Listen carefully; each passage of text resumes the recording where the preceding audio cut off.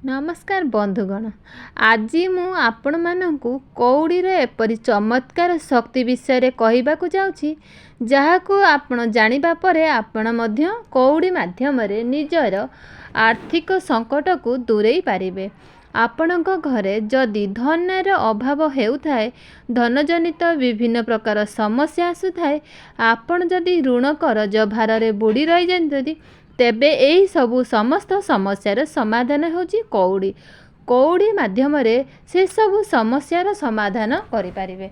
तेबे बंधु माने आपण माने जानती जे एई कौड़ीटी माँ लक्ष्मींकर अत्यंत प्रिय अटे। समुद्र मंथन समय यही कौड़ी सेथिरे उत्पन्न होइथिला, सेथिपाई माँ लक्ष्मींकर अत्यंत प्रिय अटे। एवं आपण माने जानती एबे आमे टंका पैसार व्यवहार करुचे, मात्र पुराना जुगरे टंका पैसा बदल रे कौड़ीर व्यवहार करा जाउथिला। सेते बेले कौड़ीर मूल्य पैसा सह समान थिला। सेते माने कौड़ी माध्यम रे एणतेण करुथिले। एबे यह परिवर्तन हो जाइछि टंका पैसा माध्यम रे। परंतु बंधु माने कौड़ी एक चमत्कारी अधिकारी अटे। आपण जदि यार उपाय गुड़िक जानि नियंती तेबे आपण माने मध्य कौड़ी माध्यम रे निजर दारिद्रता को दूर करि पारिबे, समर्थ भी होई पारिबे। तेबे बंधु माने भिडियोटी रे आगो को बढ़िबा आगरु आपण माने भिडियोटी को लाइक करी चैनल टी को सब्सक्राइब कर दियंतु एवं कमेंट बॉक्स रे भक्ति एवं श्रद्धा हृदय रे जय माँ लक्ष्मी निश्चित लिखंतु, जहा फल रे कि आपणकर सर्वदा माँ लक्ष्मींकर कृपा प्राप्त होई पारिबो। तेबे दर्शकनु आसंतु जानिबा आपण जदि धनी होबाकू चाहुछंती, आपण जेते अर्थ रोजगार कले मध्य आपण ताहाकू संचय करि पारु समर्थ होई भी पारुनांती, तेबे एई भिडियोटी आपणक पई निश्चित काम रे आसीबो। एई भिडियो रे मु आपण मानकू जे उपाय कहिबाकू जाउची तेबे से उपाय गुड़िक आपण सठिक विधि विधान रे पूरण करनियंती, तेबे आपणकू एहार निश्चित शुभ फल प्राप्ति हेबो। आपण माने जानती जे आम गृह रे एपरी अनेक किछि जिनिस थाए जहाँकि ज्योतिष शास्त्र अनुसार महत्व रही थाए।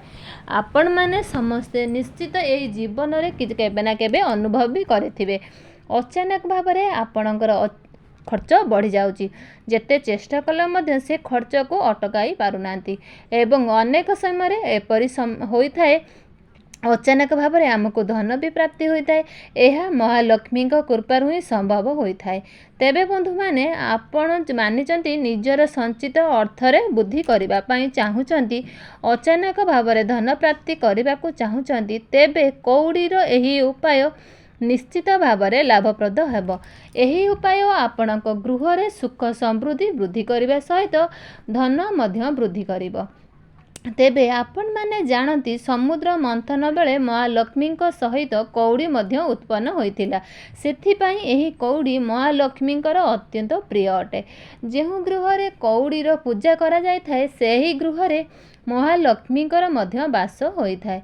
एवं आपण माने निश्चित जानती जो गृह रे महालक्ष्मींकर वास होइथाए सेही गृह रे केबे भी अभाव रहि न थाए, सेही गृह रे सर्वदा सुख समृद्धि एवं धन वृद्धि होइथाए।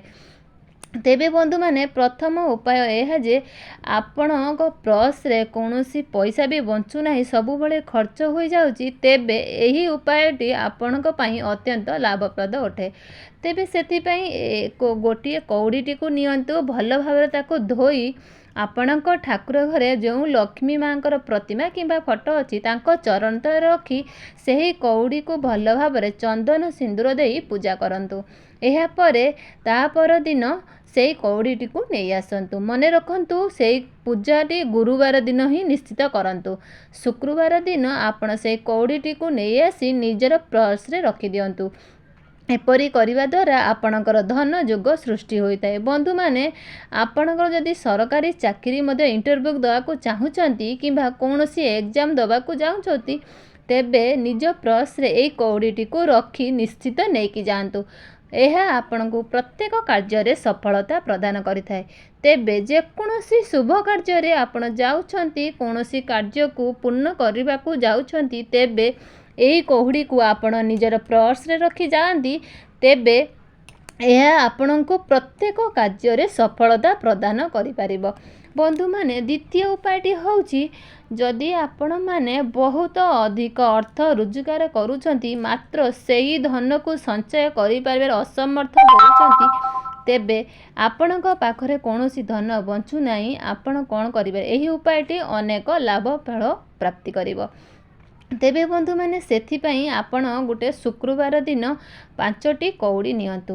ତାକୁ ଭଲ ଭାବରେ ଧୋଇ ଆପଣଙ୍କ ଘରେ ପୂଜା ଘରେ ଯେଉଁ ମୋ ଲକ୍ଷ୍ମୀଙ୍କର ଫଟୋ କିମ୍ବା ମୂର୍ତ୍ତି ରଖୁଛନ୍ତି, ଲକ୍ଷ୍ମୀଙ୍କ ଚରଣ ତଳେ ସେହି 5ଟି କଉଡ଼ିଟିକୁ ରଖି ଚନ୍ଦନ ସିନ୍ଦୁର ଲଗାଇ ତାକୁ ଭଲ ଭାବରେ ପୂଜା କରନ୍ତୁ।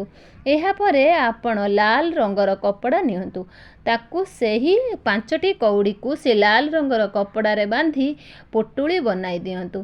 ଏହାପରେ ସେହି ପୁଟୁଳିକୁ ଆପଣ ନିଜର ଧନ ଯେଉଁଟାରେ ସଞ୍ଚୟ ରଖୁଛନ୍ତି, ନିଜର ଆଲମାରିରେ ଆପଣ ସେଇ ଧନ ପାଖରେ ସେଇ କଉଡ଼ିଟିକୁ ରଖିଦିଅନ୍ତୁ। ତେବେ ବନ୍ଧୁମାନେ ଆପଣ ଏହି ଉପାୟଟି ପାଳନ କରିବେ, ଦେଖିବେ ଆପଣଙ୍କ ଗୃହରେ କେବେ ବି ଧନର ଅଭାବ ରହିବ ନାହିଁ। ଆପଣଙ୍କର ଯେଉଁ ସବୁ ବଦ ଖର୍ଚ୍ଚ ହୋଇଯାଉଥାଏ ତାହା ମଧ୍ୟ ଅଟକି ଯାଇଥାଏ। ଆପଣଙ୍କର ସଞ୍ଚିତ ଧନରେ ମଧ୍ୟ ବୃଦ୍ଧି ହୋଇଥାଏ। କାରଣ ମହାଲକ୍ଷ୍ମୀ ଆପଣଙ୍କ ଘରେ ସର୍ବଦା ବାସ କରିଥାନ୍ତି ଏବଂ ଆପଣଙ୍କୁ ଏହି ଉପାୟ ଦ୍ୱାରା ମହାଲକ୍ଷ୍ମୀଙ୍କର ଆଶୀର୍ବାଦ ମଧ୍ୟ ପ୍ରାପ୍ତ ହୋଇଥାଏ।